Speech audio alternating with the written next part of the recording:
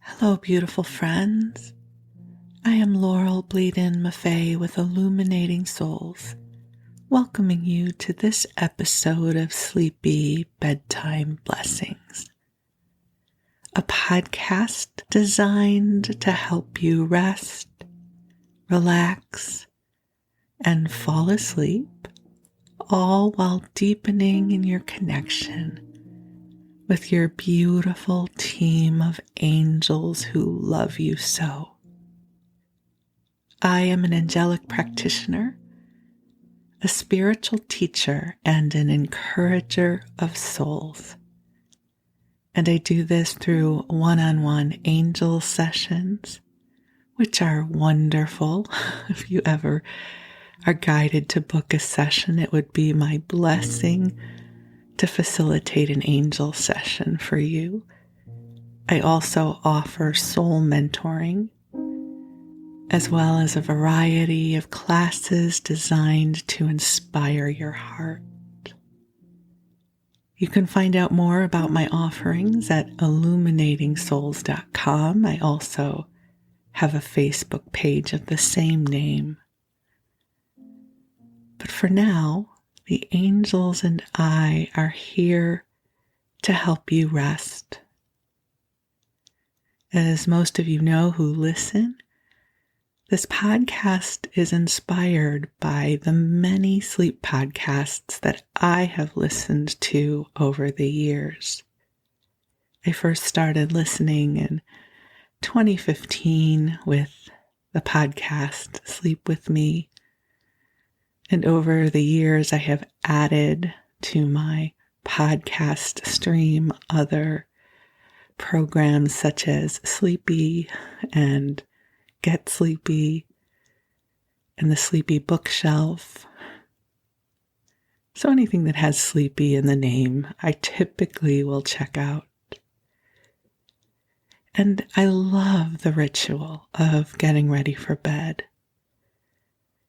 You know, as a spiritual teacher, I think people may sometimes have this perception that I spend a lot of my time or invest my energy in a lot of sacred rituals. And you know what? I really don't. I hope that doesn't make you think less of me, but I'm really an earth girl. I'm a human being. My bedtime ritual is simply to fluff up my pillows and my blankets and pick out my podcast episode and pull the blankets up over my head and let my body relax. That's about as sacred as it gets for me around bedtime. If I'm navigating something substantial, I might add in a bedtime intention or prayer. But for the most part, when it comes time to sleep, I'm all in. You don't have to ask me twice. It's like the invitation to a good meal. I'm there. Right? A visit with a friend I love. I'm all in. There's certain decadent experiences that I adore, and for me, sleep, bedtime is one of those. Now, you may have a different relationship with your sleep cycle. And so whatever it is, I just want you to bless this moment, that your angels are aware of everything you're moving through. And they're here to support you.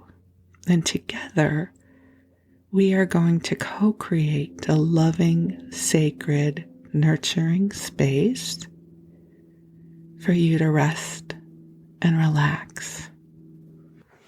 And I will apologize in advance for any ambient noises you hear.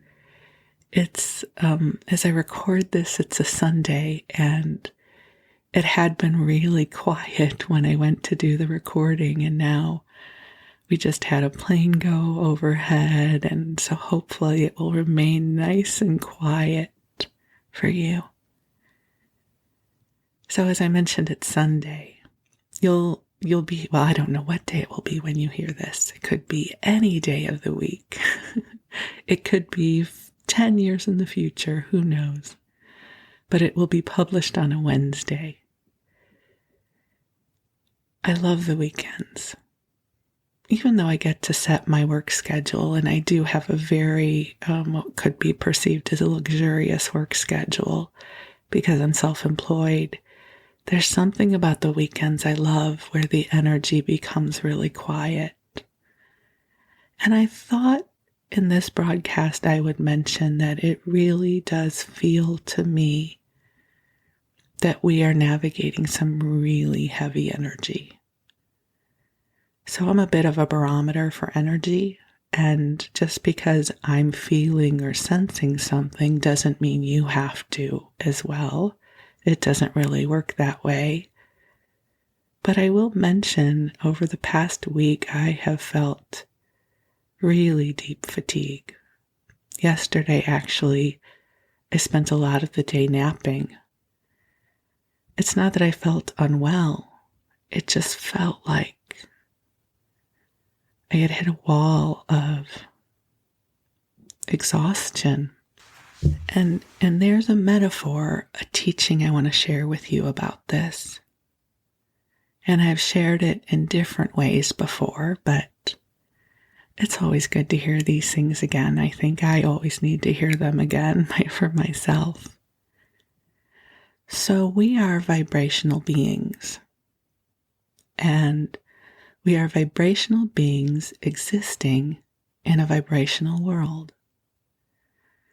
So there is a huge part of your vibrational beingness over which you have influence, right? You know what that means. You take good care of yourself, you rest, you eat when you're hungry if you are able to do so.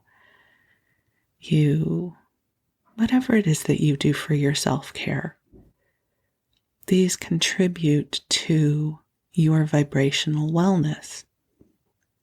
And yet, we exist in a vibrational world. So, sometimes storms happen.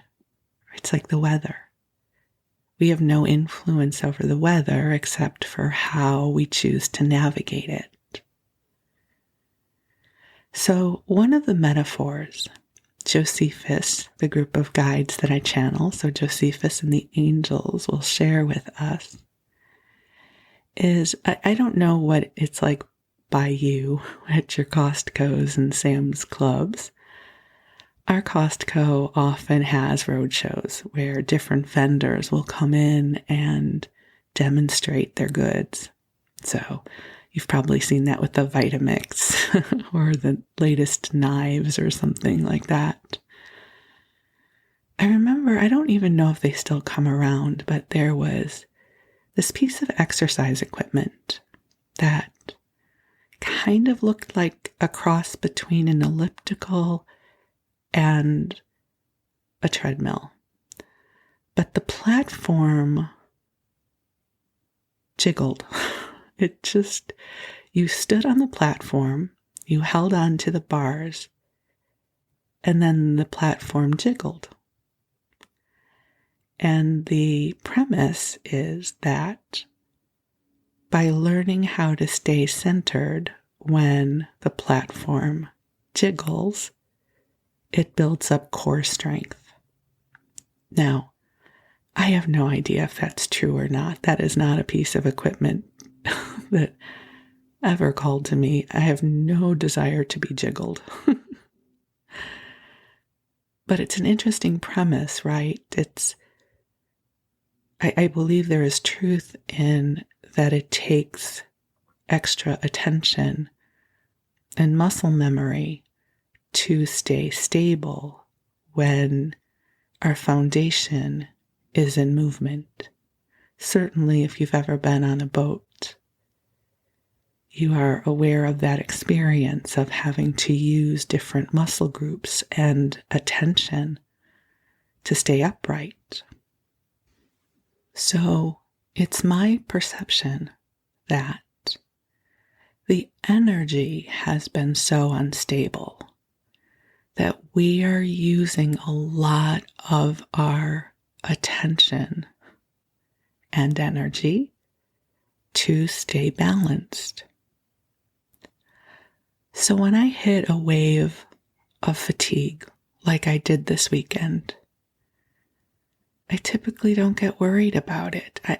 I am fortunate in that for me, it's almost never a symptom of some physiological imbalance. Now, I know for some of you, you are living very different circumstances. And so this is not to say that if you are experiencing deep fatigue, it's only energetic. So please don't link those two up. Rather, I'm talking about myself as a barometer.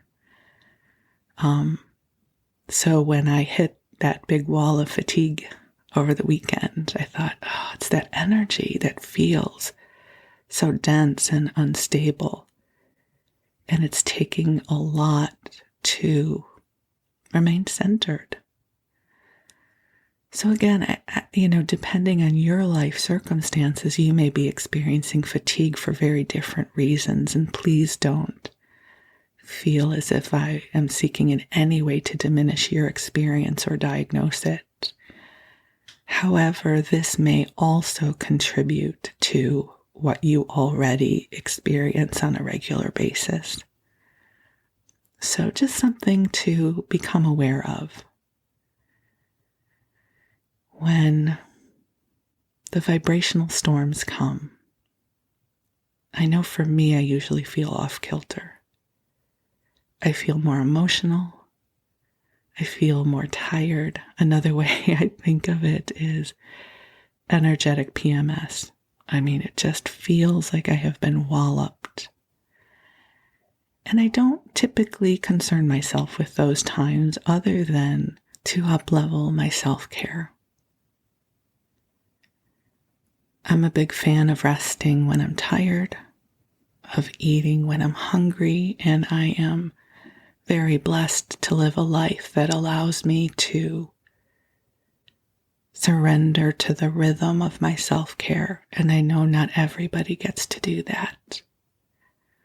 But my invitation to you is to gently assess how you're feeling and what is happening for you. And if you need more rest than normal, if you're guided to indulge in some nutritional support, listen.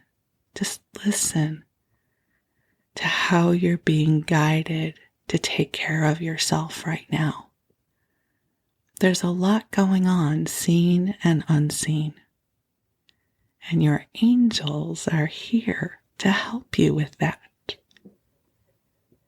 So it might sound silly if all of a sudden you're drinking more water than usual. Maybe you've added a probiotic to your daily intake.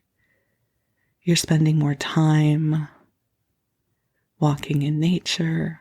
Or even, my dears, maybe you're binge watching some really good, bad television. Your self-care does not always need to impress others as self-care. I find that watching television often is my self-care. It helps me disengage from the wild west of consciousness sometimes. So for now, we are here to help you rest. Whether it's the middle of the day or you're getting ready for a good night's sleep. I'm going to invite the angels in who are already here.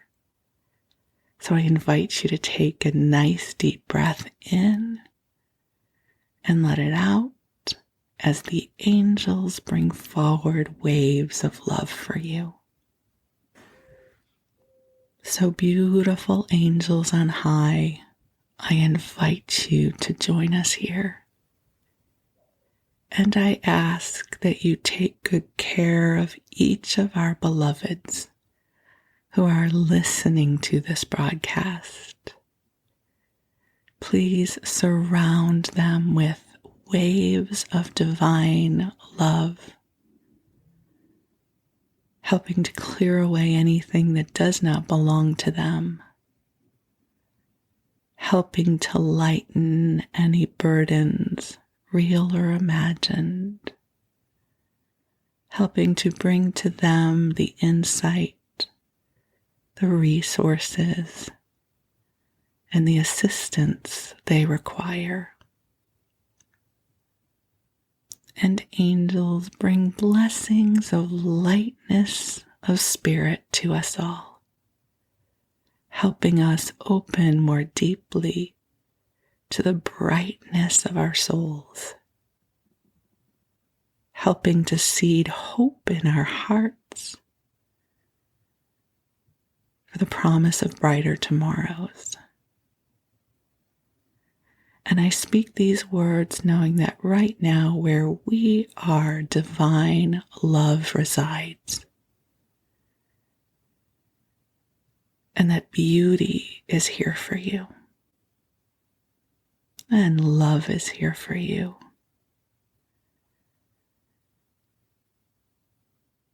And we, each of us, we are ever evolving beings.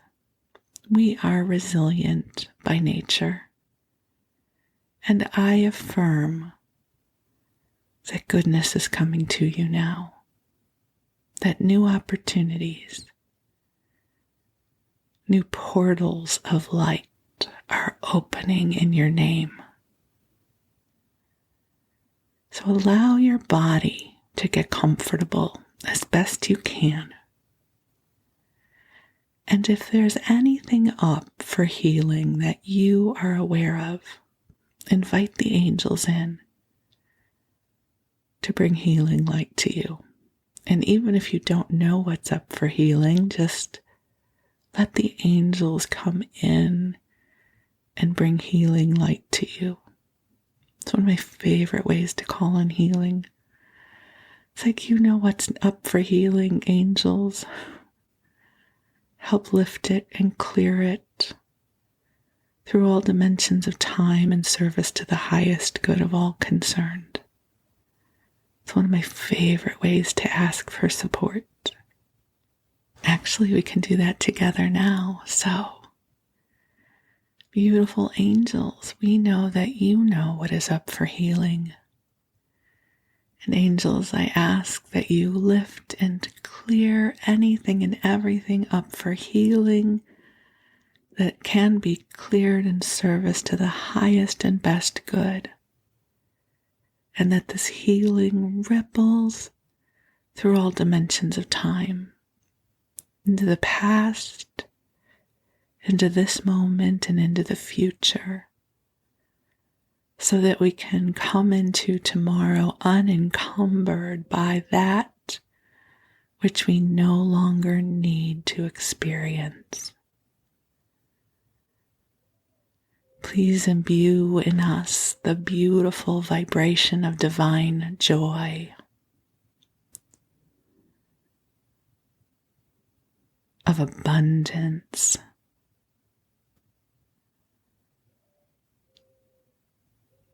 of playfulness, and of serendipity. Each of us are opening to attracting miracles of light, delightful surprises, joyful laughter, deep friendship, heart-centered community, and divine sense of on-purposeness as we move through our day. I am so deeply grateful for each of you. This broadcast goes to people around the world. And so I want you to know I feel you here. Yes, wherever you are in the world as you listen to this, I'm grateful to you for being part of the Illuminating Souls family. You are the answer to a prayer, to many prayers I have placed into the world, that we would somehow all find our way together, and here we are, in this beautiful, intimate moment with the angels as you are listening wherever and whenever this message finds you, that we are here together. And I am deeply grateful for the gift of you. So take a beautiful breath in, sending love to your magnificent physical body temple.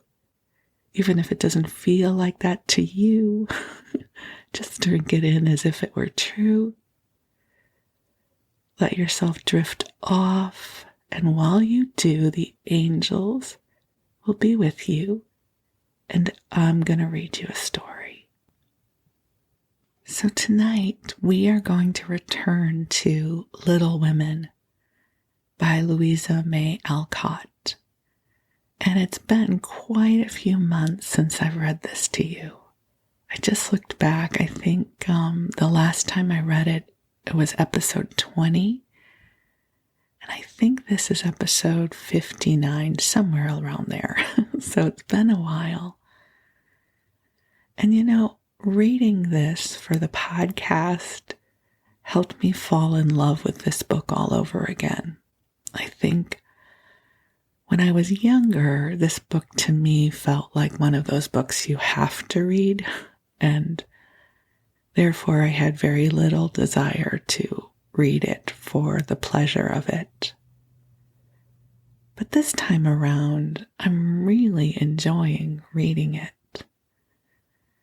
And it's okay if you don't remember the story or where we are. Just listen to the words, listen to the language, and drift off or stay awake. Whatever you want to do is fine with me. However you choose to experience the next little while. I love you. You do you. And I will be here to keep you company. So we're still fairly early on in the book. We have met the four sisters, Meg, Jo, Beth, and Amy. Their mother they call Marmee. Their father is a chaplain in the army, and he is off being of service.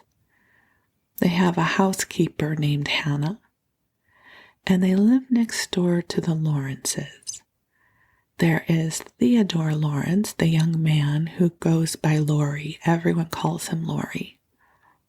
And his grandfather, old Mr. Lawrence, who at first they perceived to be very crotchety and fussy, but he turns out to be a very kind man.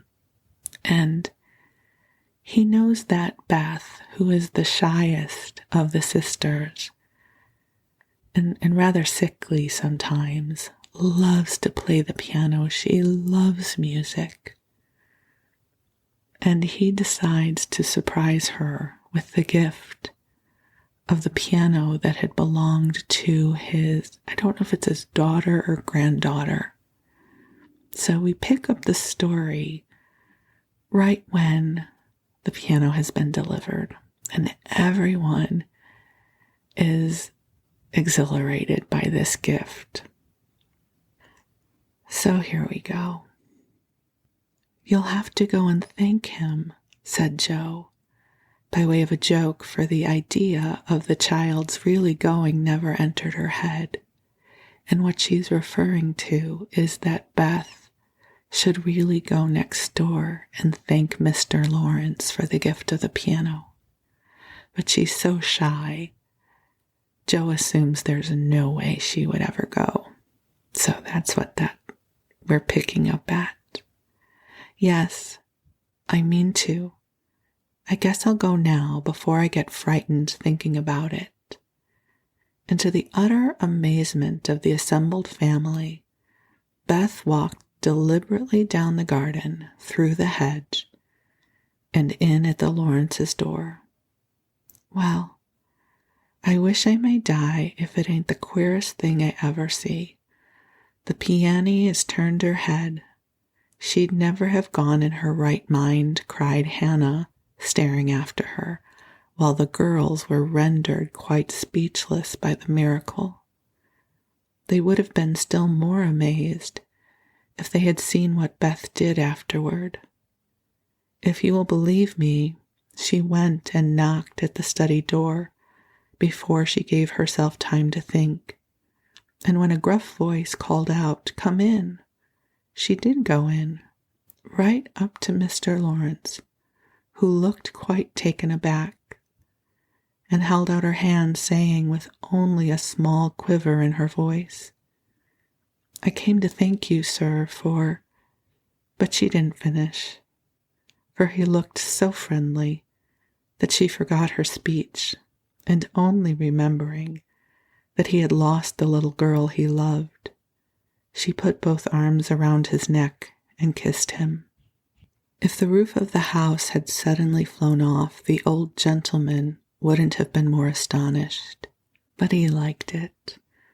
Oh dear, yes, he liked it amazingly, and was so touched and pleased by that confiding little kiss that all his crustiness vanished, and he just set her on his knee and laid his wrinkled cheek against her rosy one, feeling as if he had got his own little granddaughter back again. Beth ceased to fear him from that moment, and sat there talking to him as cozily as if she had known him all her life. For love casts out fear, and gratitude can conquer pride. When she went home, he walked with her to her own gate, shook hands cordially, and touched his hat as he marched back again, looking very stately and erect, like a handsome, soldierly, older gentleman as he was. When the girls saw that performance, Jo began to dance a jig, by way of expressing her satisfaction.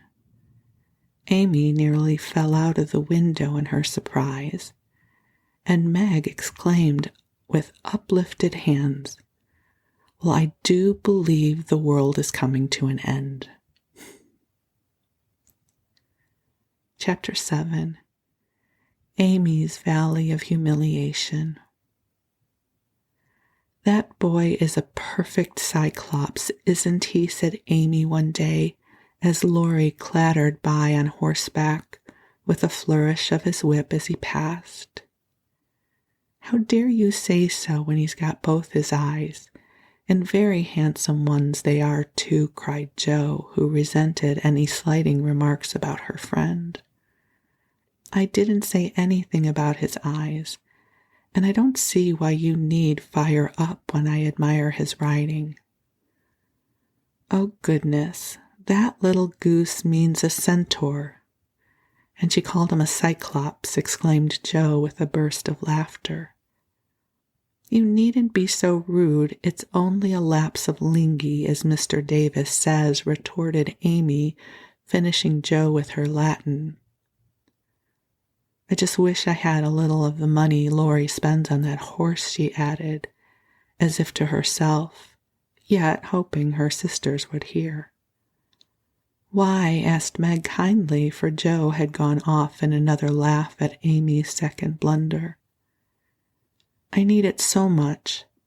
I'm dreadfully in debt, and it won't be my turn to have the rag money for a month." "In debt, Amy? What do you mean?" And Meg looked sober. "Why, I owe at least a dozen pickled limes, and I can't pay them, you know, until I have money, for Marmee forbade me from having anything charged at the shop." "Tell me all about it. Are limes the fashion now?" "It used to be pricking bits of rubber to make balls," and Meg tried to keep her countenance. Amy looked so grave and important. "Why, you see, the girls are always buying them, and unless you want to be thought mean, you must do it too. It's nothing but limes now, for everyone is sucking them in their desks in school time and trading them off for pencils, bead rings, paper dolls, or something else at recess. If one girl likes another, she gives her a lime. If she's mad with her, She eats one before her face and doesn't offer even a suck. They treat by turns, and I've had ever so many, but I haven't returned them. And I ought to, for they are debts of honor, you know. How much will pay them off and restore your credit? Asked Meg, taking out her purse.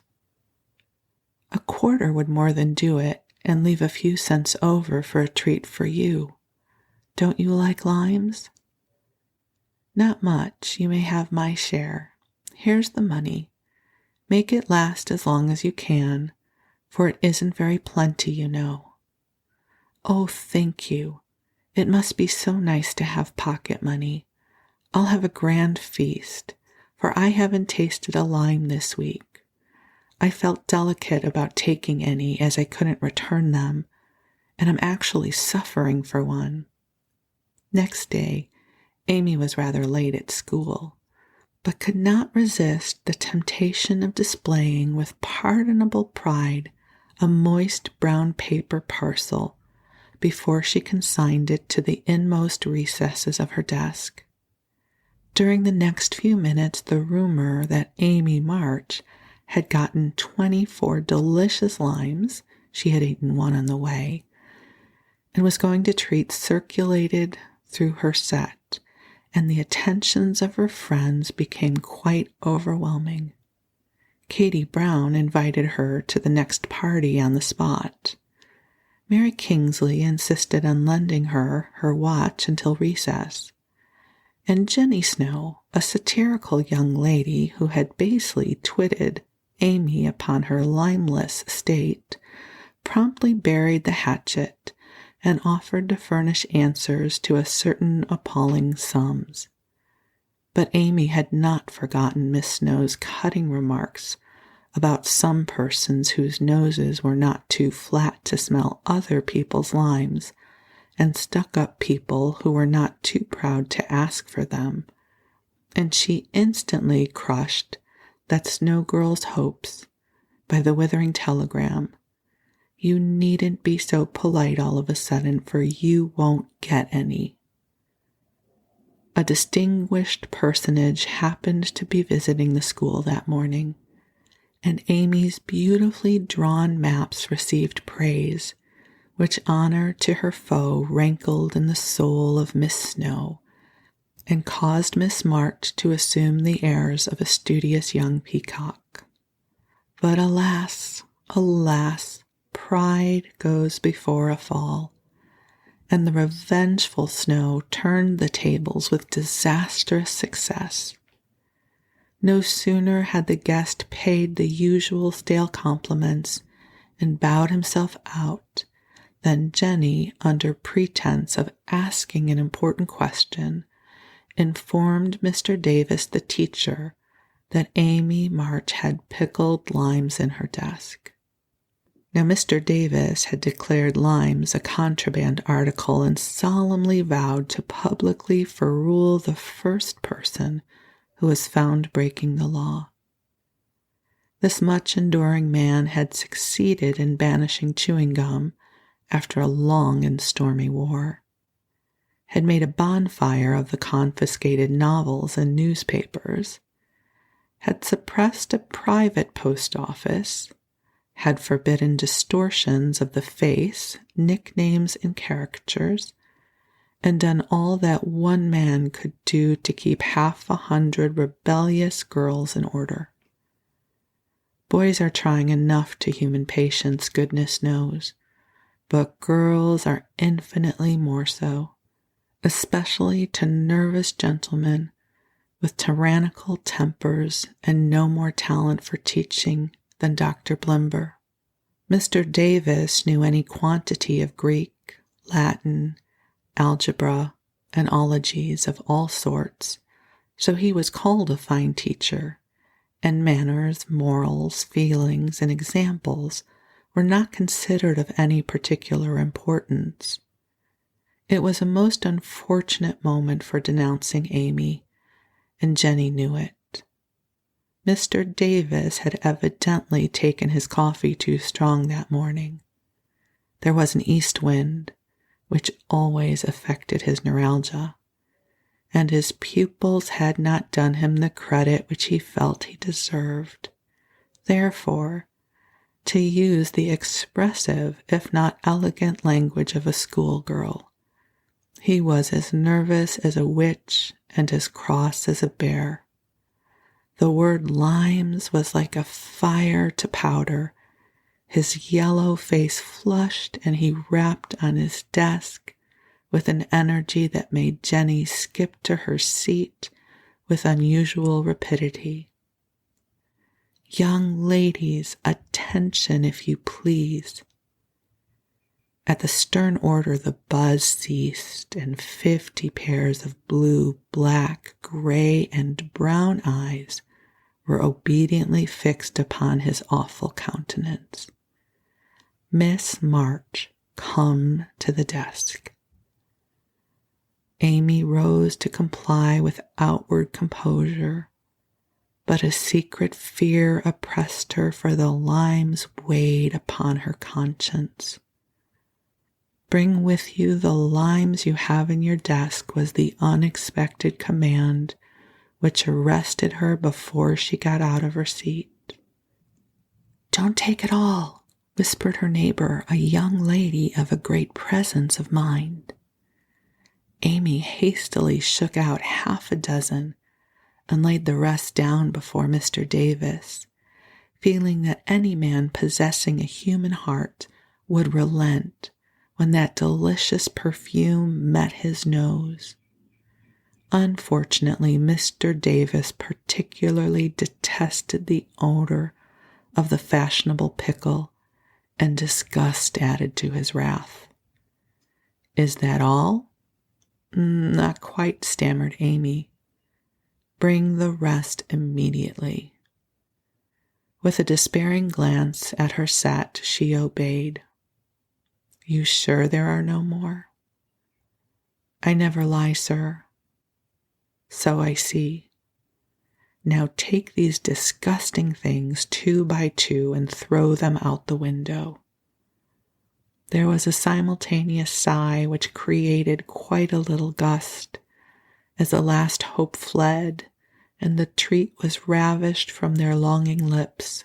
Scarlet with shame and anger, Amy went to and fro 6 dreadful times, and as each doomed couple, looking oh so plump and juicy, fell from her reluctant hands, a shout from the street completed the anguish of the girls, for it told them that their feast was being exulted over by the little children who were their sworn foes. This was too much. All flashed indignant or appealing glances at the inexorable Davis, and one passionate lime lover burst into tears.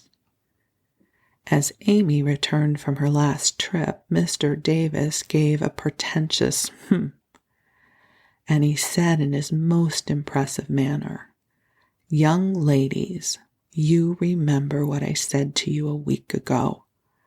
I am sorry this has happened, but I never allow my rules to be infringed, and I never break my word.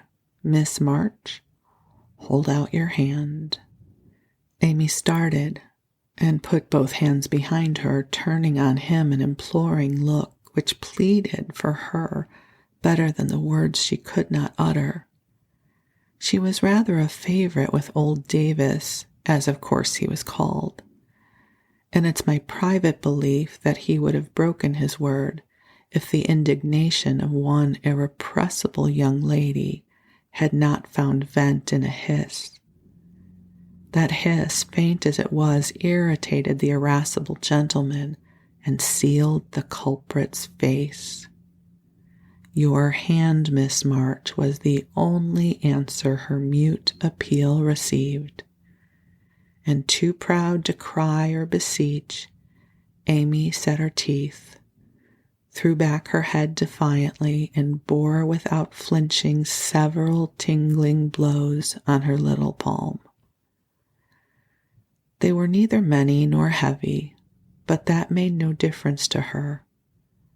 For the first time in her life, she had been struck, and the disgrace in her eyes was as deep as if he had knocked her down.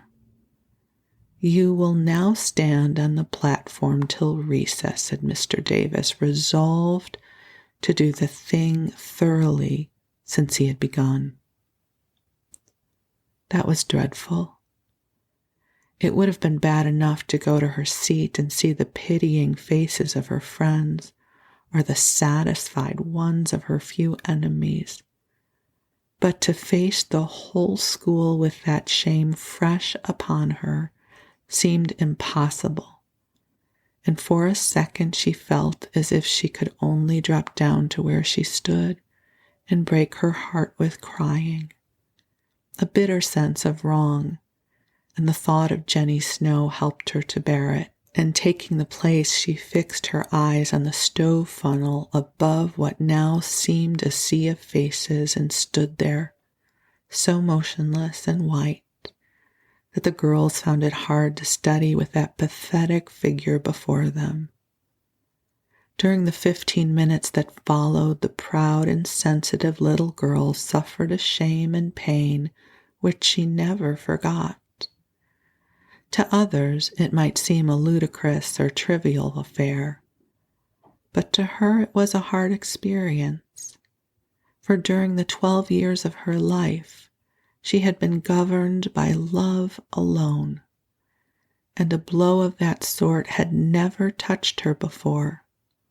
The smart of her hand and the ache of her heart were forgotten in the sting of the thought, "I shall have to tell it home, and they will be so disappointed in me."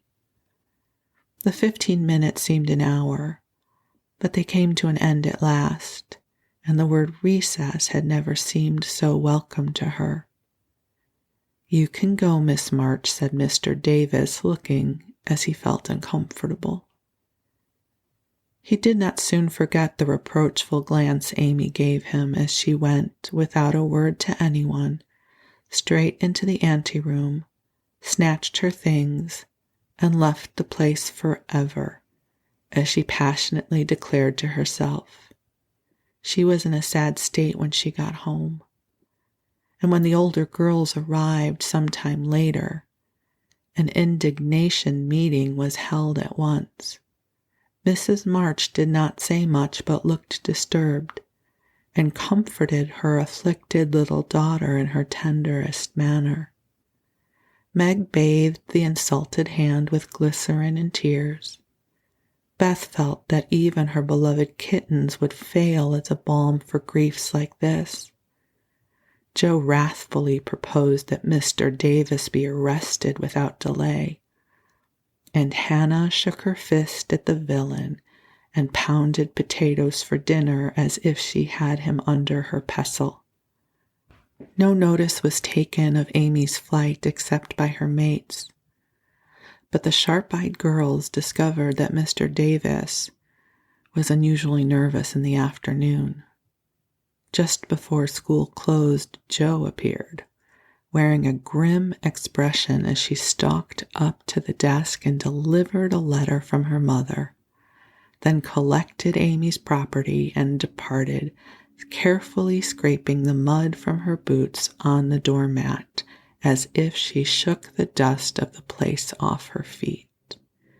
"Yes, you can have a vacation from school, but I want you to study a little every day with Beth," said Mrs. March that evening. "I don't approve of corporal punishment, especially for girls. I dislike Mr. Davis's manner of teaching and don't think the girls you associate with are doing you any good, so I shall ask your father's advice before I send you elsewhere." "That's good. I wish all the girls would leave and spoil his old school.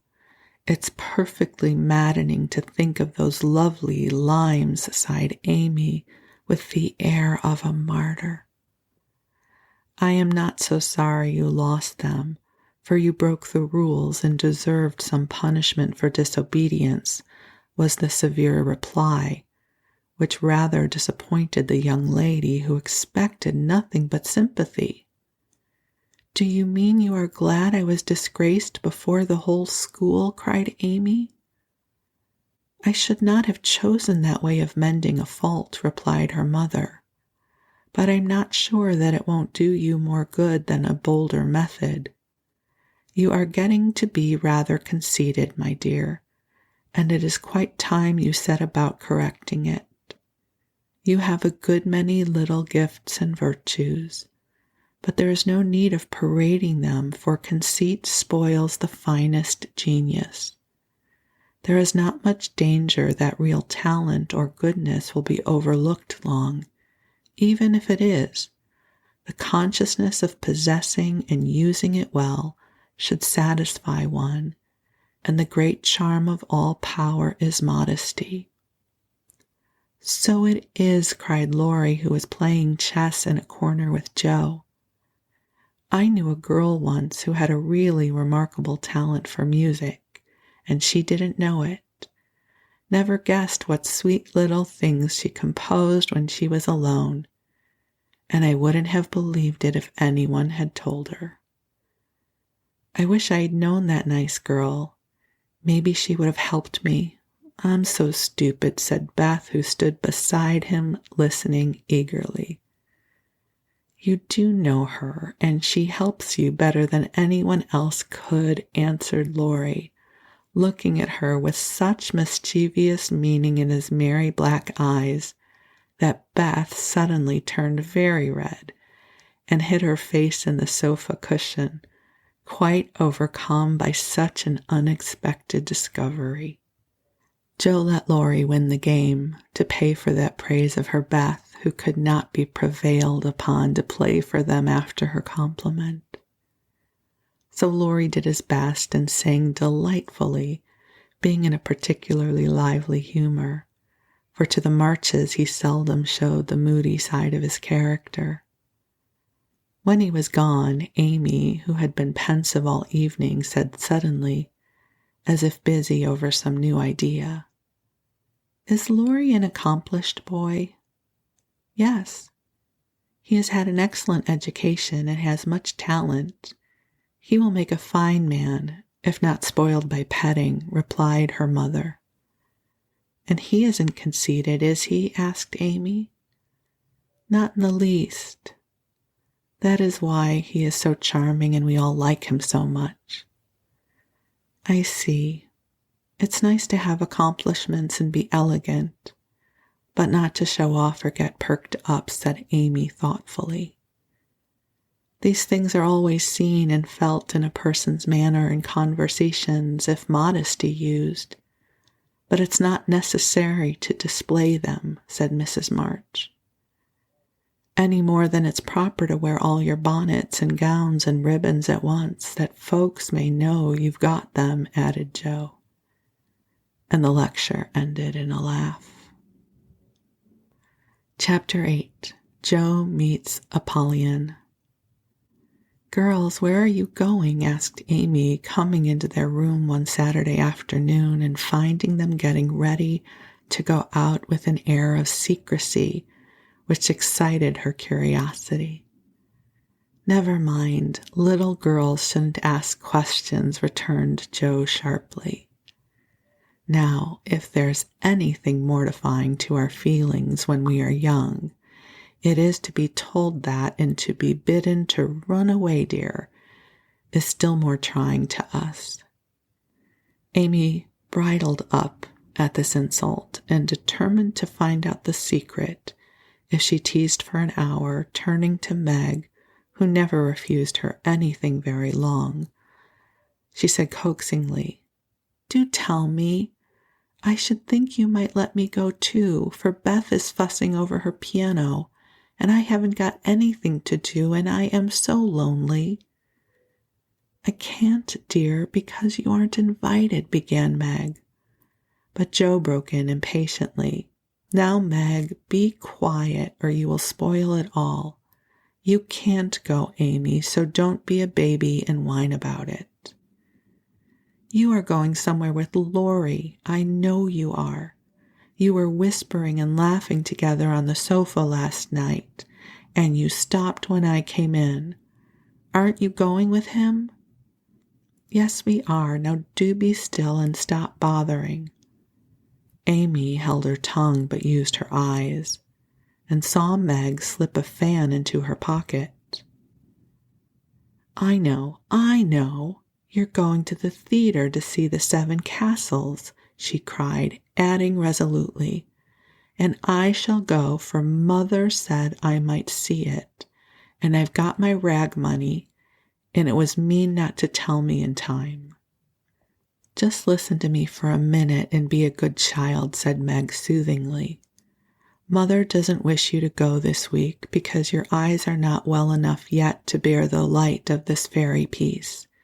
Next week you can go with Beth and Hannah and have a nice time. I don't like that half as well as going with you and Laurie. Please let me. I've been sick with this cold so long, and shut up. I'm dying for some fun. Do, Meg. I'll ever be so good, pleaded Amy, looking as pathetic as she could. Suppose we take her. I don't believe Mother would mind if we bundled her up well, began Meg. If she goes, I shan't, and if I don't, Laurie won't like it, and it will be very rude after he invited only us to go and drag in Amy. I should think she'd hate to poke herself where she isn't wanted, said Jo crossly, for she disliked the trouble of overseeing a fidgeting child when she wanted to enjoy herself. Her tone and manner angered Amy, who began to put her boots on, saying in her most aggravating way, I shall go. Meg says I may, and if I pay for myself, Laurie hasn't anything to do with it.